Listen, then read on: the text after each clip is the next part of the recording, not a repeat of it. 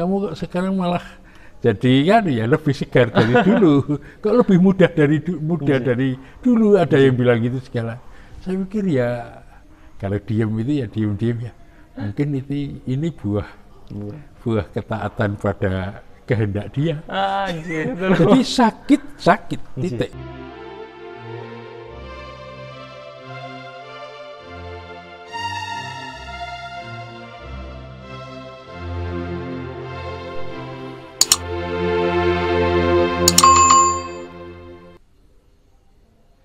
Sasa Sarapan Sabda, hari ini senang sekali dapat menyapa pemirsa Sarapan Sabda dalam edisi Sarapan Sabda Bincang-Bincang Santai bersama dengan seorang Imam Projo Keuskupan Agung Semarang.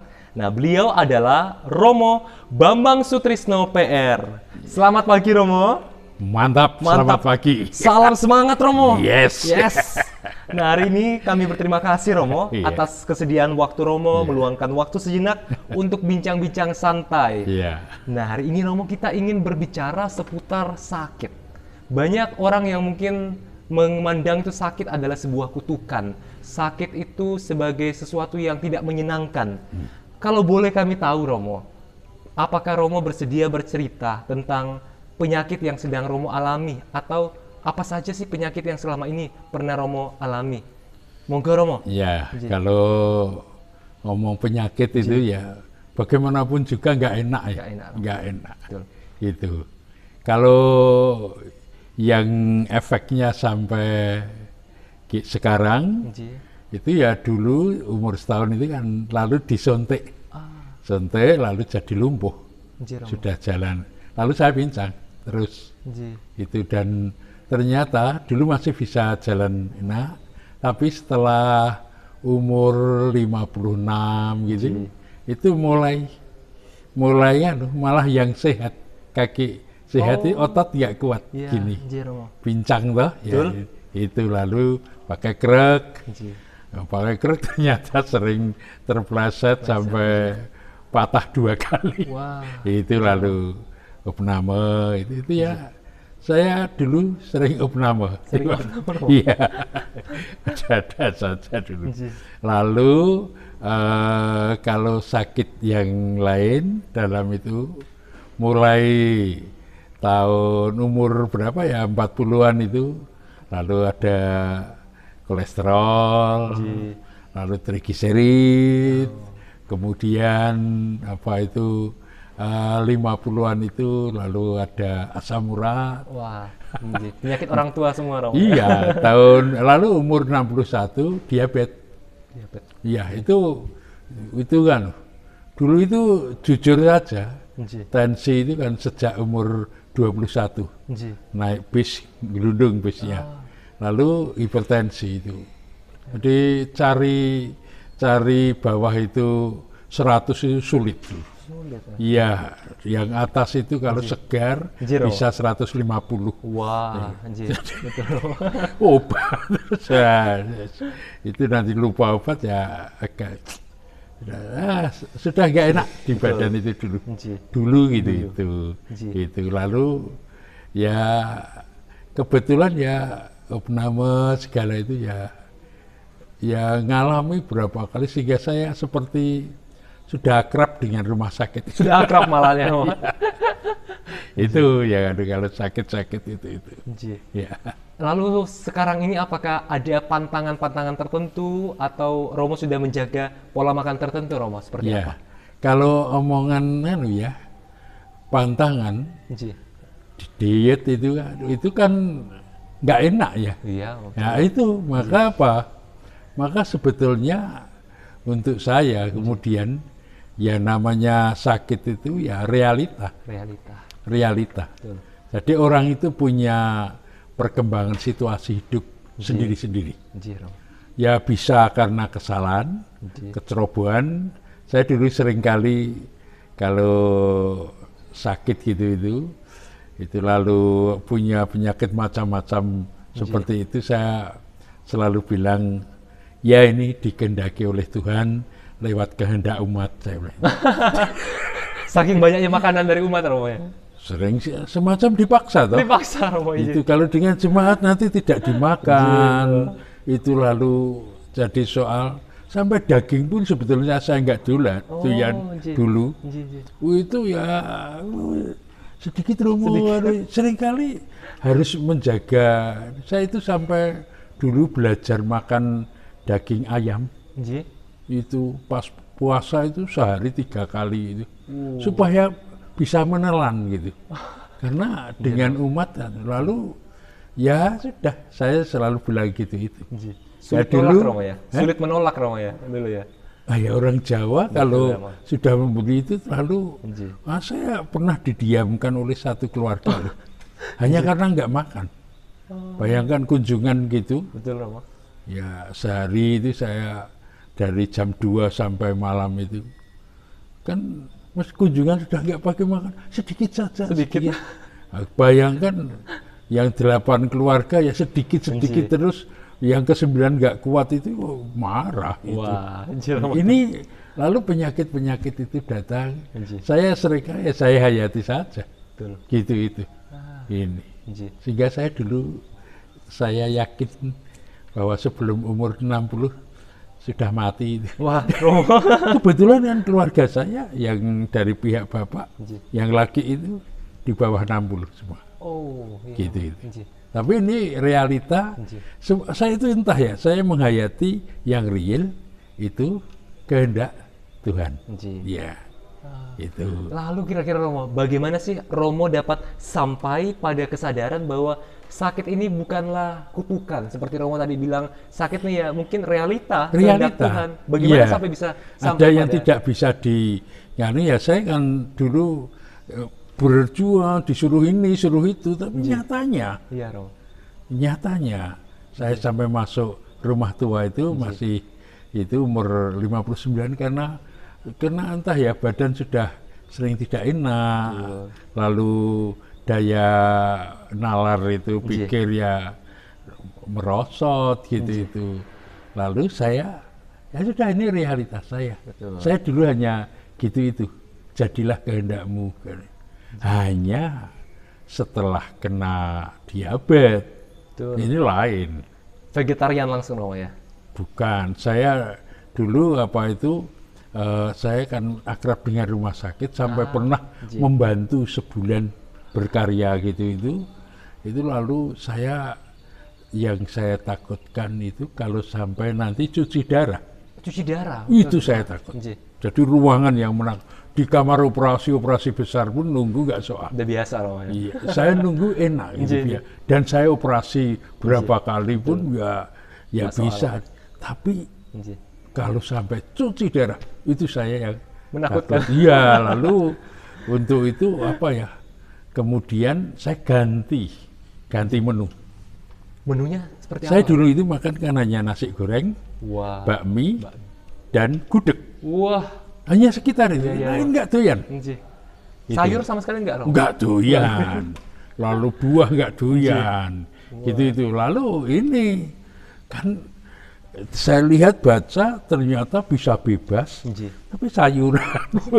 Lalu saya sudah kalau dikehendaki oleh Tuhan, ya ini saya harus makan sayur. Saya latihan makan sayur. Saya latihan 6 hari lemas. 6 hari lemas. Jadi sekalian nasi enggak, saya ganti sayur. Sayur ya asal sampai kenyang. Jadi banyak itu. Ya lalu lauknya biasa. Gitu. Ini lalu buah. Itu pokoknya bangun tidur makan buah. Saya laui. Ya jadi makan apel pakai kerupuk gitu. Ya, kalau hanya apel nggak ya, tapi ada kerupuknya. Nah ini saya jalani sebagai apa? Ya udah. Perkembangan situasi hidup saya itu berarti apa? Allah mengendaki itu. Lalu saya jalani bahwa sahabat tubuh yang seperti itu ini. Saya yakin kalau itu kehendak Allah. Memang apa ya? Bagi saya ikut Yesus itu memang akrab dengan derita, akrab dengan perjuangan, akrab dengan yang namanya kalau mau enak-enak, kerja ya enggak enak. Tapi entah kalau taat kerjakan ada kegembiraan. Oh, iya. Dan saya ternyata lalu bisa makan sayur, walaupun harus kali ya dibantu lauk itu ya. Ya, itu terus saya itu dulu hanya pegangan saya, entah ya. Saya bukan bermaksud mau sok suci, tapi saya dengan firman itu bahwa mau ikut aku harus nyangkal diri, memikul salib sehari-hari. Gitu. Penyangkalan diri itu apa? Pokoknya apa yang saya inginkan saya senangi, tapi sebetulnya enggak bagus harus saya lawan. Itu sejak dulu hanya sampai belum diabetes itu enggak pernah berhasil. Ya, tapi ini lalu ganti itu oke. Oke, lalu entah ya, semua terkendali. Betul. Ini tadi ada apa itu diukur tensi saya 113, apa itu 79. Ya, rumah itu bagus. Saya bilang ya masih pakai obat, hanya sekarang makannya sudah lain. Dan entah ya, lalu tubuhnya segar. Segar 3 bulan itu.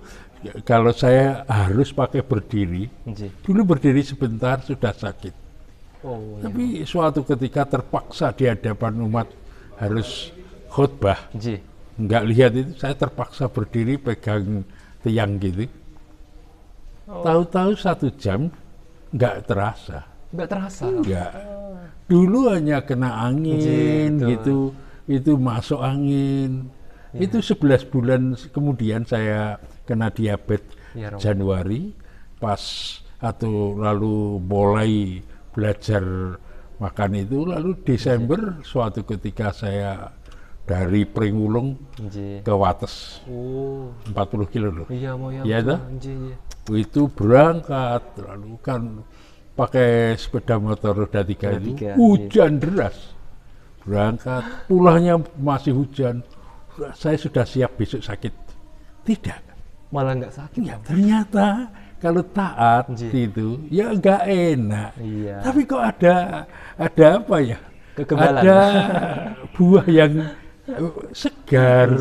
Dan entah, saya itu katanya orang kalau jumpa, kamu kok sekarang malah jadi kan ya lebih segar dari dulu. Kok lebih mudah dari dulu, ada yang bilang gitu segala. Saya pikir ya kalau diam itu ya diam-diam ya. Mungkin ini buah ketaatan pada kehendak dia. Jadi sakit titik. Kalau nyatanya sakit, taat saja. Ya, saya kalau opname ya seringkali dokter perawat itu Romo itu gendaknya sudah toh, kamu omong apa saya taat. Wah, suatu ketika dijelaskan ini gini Romo, karena dia omong banyak itu dokternya itu sambil nunjukkan fotonya, ronsennya, lalu kaki. Ya. Jadi saya harus gimana dokter? Ini. Oh ya ini. Perawat bilang, wis cetha ta Romo, sudah jelas tau di ora ini enggak. Saya dijelaskan dengan ilmunya dia gak tahu. Ilmu saya itu teologi. Filsafat, ada medis, ada yang bergaya dengan lalu macam-macam. Tahu-tahunya tanya ya teman yang sok tahu bagian medis ya. Ya malah kacau hidupnya. Gitu Romo. Karena bergaya ini ya bisa ini enggak. Katanya ya gitu nih. Taat aja. Bagi saya realita itu kehendak Tuhan. Dan apa? Tuhan itu hadir secara konkret. Kalau saya sakit, itu Tuhan saya ya konkret. Kalau di rumah kini Tuhan saya Romo Hartanto, dia direktur. Itu yang saya taati. Kalau saya sakit, Tuhan saya siapa? Dokter. Itu Tuhan konkret. Lalu kalau nanti opname, tambah perawat. Gitu. Ini ikut aja, sudah. Ketaatan. Kalau dari hierarki taatnya sama uskup Romo. Kalau soal sakit harus sama dokter. Ya pokoknya sekarang saya bidang apa, pas apa. Itu kalau tadi soalnya sakit, ya ikut aja Tuhan. Taat saja Romo ya. Iya itu. Nah mungkin Romo ada dari pemirsa Sarapan Sabda atau penonton lainnya yang juga saat ini merasakan sakit ya Romo. Mungkin dalam masa pandemi ini ada yang terpapar COVID, ada juga yang mengalami sakit seperti Romo, diabetes dan segala macam penyakitnya itu. Sampai sekarang loh, obatnya banyak ya. Sampai sekarang banyak obatnya. Nah mungkin adakah pesan-pesan atau kiat-kiat khusus bagi Romo kepada mereka yang masih berjuang menghadapi sakitnya ini? Monggo. Gini aja, pokoknya kalau mau ingin segar, bahagia, taatlah pada yang menjadi penentu. Betul. Ya kalau sakit ya dokter. Bahwa ada penyakit yang harus ditanggung sampai mati. Itu ada. Sudah. Ya hadapi aja gitu. Tapi pokoknya itu kehendak Tuhan. Tapi kalau mau nggak enak, ya silahkan cari enak. Enakmu, ikuti aja. Kamu ingin apa, ikuti aja.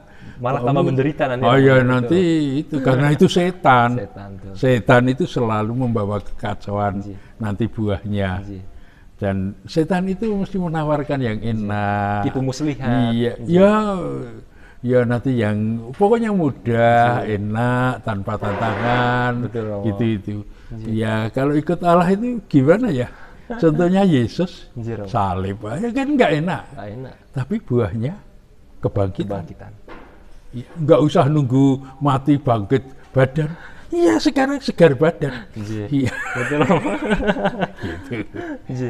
Baik Romo, kami sekali lagi mengucapkan ya Romo terima kasih atas segala petua-petua dan saran-saran dari Romo, pengalaman ya Romo, pengalaman yang Romo berikan terkait bagaimana menghadapi sakit ini, menerima bahwa sakit itu adalah sebuah realita Romo. Kehendak Tuhan. Kehendak Tuhan. Nah, semoga para penonton Sarapan Sabda yang mungkin saat ini masih berjuang melawan sakit atau juga keluarganya ada yang mengalami sakit bisa saling menguatkan dan saling memberikan kekuatan dalam menghadapi situasi ini. Akhir kata, saya Frater Gabriel Singgi bersama dengan Bambang Sutrisno pamit undur diri, sampai jumpa, matur nuwun dan berkah dalem.